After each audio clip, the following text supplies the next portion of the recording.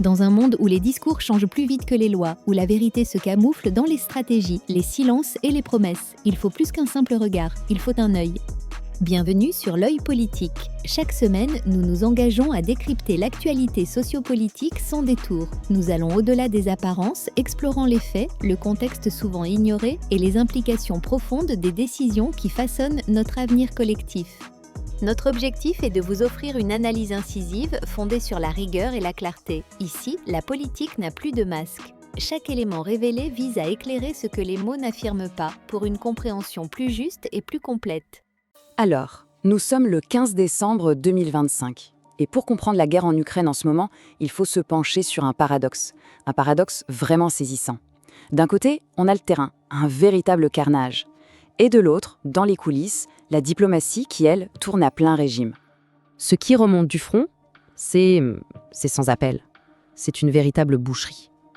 On parle d'une violence, d'une intensité qu'on n'avait pas vue depuis très très longtemps. Et pourtant, exactement au même moment, à Berlin, ça s'agite dans tous les sens. Les diplomates américains, européens sont sur le pied de guerre. Bref, c'est le grand écart absolu. La question qui se pose, c'est donc de décortiquer ce paradoxe. Comment est-ce que ces deux réalités, si contradictoires, peuvent coexister? Et surtout, comment est-ce qu'elles s'influencent l'une l'autre? Imaginez une partie de poker, mais une partie de poker à très haut risque, qui se jouerait sur deux tables en même temps. Sur la première table, les cartes, ce sont des soldats, de l'acier, des vies humaines. Et sur la deuxième table, ce sont les cartes de la diplomatie. Et ce qui est crucial de comprendre, c'est que les jetons qu'on gagne ou qu'on perd à une table, ils changent complètement la donne sur l'autre. Alors, allons voir cette première table, le champ de bataille, le poker militaire. Plongeons dans la réalité du terrain, là où ça saigne. La question est simple, qui a la meilleure main en ce moment? Quand on regarde les chiffres de l'usure, ça donne le vertige. Prenez juste la journée d'hier. Les Ukrainiens rapportent près de 980 pertes côté russe. 980. Il faut se représenter ce que ça veut dire. C'est l'équivalent d'un bataillon entier rayé de la carte en seulement 24 heures. Et si on prend un peu de recul, depuis le début de l'invasion, le chiffre total estimé approche les 1,2 million de pertes. Et attention, il ne faut pas y voir du chaos. Non, c'est le résultat d'une doctrine russe bien précise, poussée à son extrême, la guerre d'usure. Et cette pression, elle n'est pas diffuse, au contraire, elle est extrêmement concentrée. L'axe de Pokrovsk, tout le monde s'accorde à le dire, c'est devenu un véritable hachoir à viande. La logique russe, elle est brutale, mais simple. On envoie des vagues d'hommes, des tonnes de matériel, encore et encore, avec un seul but, épuiser les défenseurs ukrainiens jusqu'au point de rupture. Mais ce qui est fascinant, c'est que pendant que toute l'attention est focalisée sur ce hachoir à viande de Pokrovsk, une brèche s'est ouverte ailleurs. Parce que, et c'est presque une loi de la guerre, quand on concentre autant de force à un seul endroit, on crée forcément des faiblesses ailleurs. C'est mécanique. Et c'est précisément dans une de ces faiblesses que les Ukrainiens ont frappé, près de Kupiansk. Pour bien comprendre leur manœuvre, il y a un terme clé à connaître, les GLOC. Imaginez vraiment ça comme les artères d'une armée. Si on coupe ces routes, on coupe tout. Les munitions, la nourriture, les renforts, tout ce qui permet aux troupes de se battre. En gros, on asphyxie l'ennemi. Et c'est exactement ce que les Ukrainiens viennent de réussir. En l'espace de quelques jours, ils ont libéré plusieurs localités, atteint la rivière Oskil et surtout tranché ces fameuses artères vitales pour les Russes. Le résultat, c'est qu'environ 200 soldats russes sont maintenant encerclés, pris au piège. Et attention, on ne parle pas d'une petite escarmouche. La meilleure preuve de son importance, le président Zelensky lui-même s'est rendu sur place. C'est un symbole très fort, une manière de valider cette victoire tactique cruciale. Et cette stratégie qui consiste à chercher le point faible de l'adversaire, on la retrouve aussi dans la guerre aérienne. Parce que la Russie, ce n'est pas que la force brute au sol. Dans les airs aussi, elle déchaîne de véritables tempêtes de feu. Les chiffres donnent le tournis. Rien que pour la nuit du 12 au 13 décembre, tenez-vous bien, 495 projectiles. On parle de drones Shahed évidemment, mais aussi de tout le catalogue russe, des missiles hypersoniques Kinjal, quasiment impossibles à arrêter, des balistiques Iskander, des missiles de croisière calibre. C'est un véritable déluge de feu.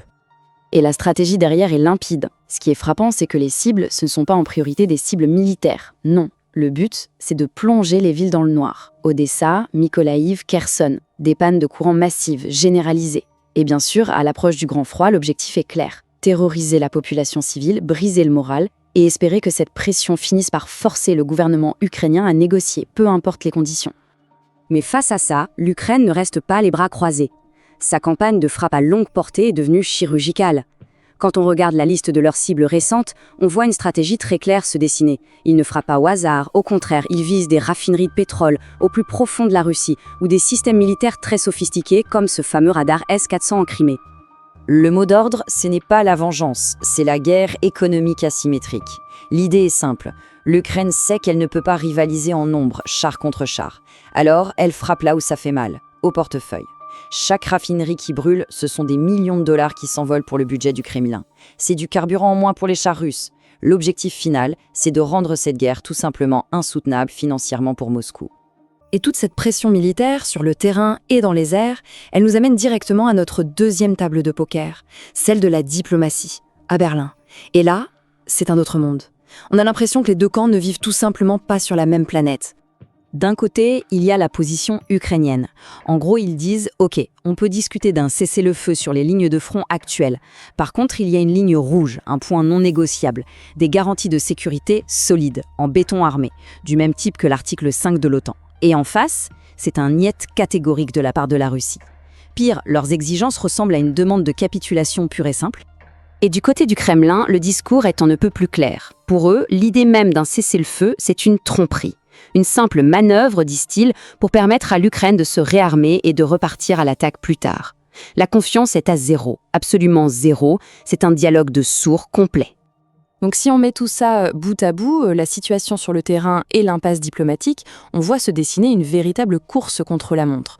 Une course qui est rythmée en fait par deux horloges qui tournent en même temps. La première horloge, c'est l'horloge russe. Le pari de Moscou, c'est celui de l'usure généralisée. L'épuisement de l'armée ukrainienne, l'épuisement du moral des civils et peut-être, surtout, l'épuisement de la patience des alliés occidentaux. Et de l'autre côté, on a l'horloge ukrainienne.